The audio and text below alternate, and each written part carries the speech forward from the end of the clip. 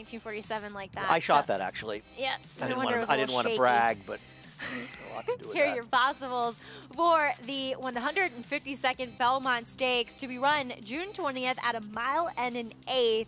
We do see Todd Pletcher with a battalion, possibly Dr. Post, Farmington Road, Gouverneur Morris, Charlatan, possible as well. But Maxfield, one of 2 Maxes in the race, as we also will have Max Player possibly for Linda Rice. But Maxfield, this was his 3-year-old 2020 debut in the Matt win, and he was impressive, Andy.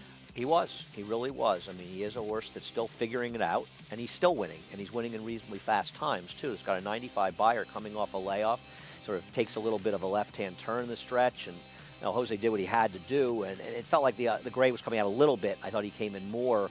Jose takes him into hand late, and, you know, I know there's some talk that they would run in the Bluegrass for some reason rather than the Belmont, the Bluegrass being scheduled for July 11th, but he's going to be no worse than 3rd choice in this race. How could you possibly not want to run him? I don't know. I mean, other than that, he trains at Keeneland. He's supposed to win the Triple Crown. He's not going to win the Triple Crown if he runs in the Bluegrass, not the Belmont Stakes. That I'm sure You of. have the defection of Nadal, Yep. who unfortunately was injured and now retired.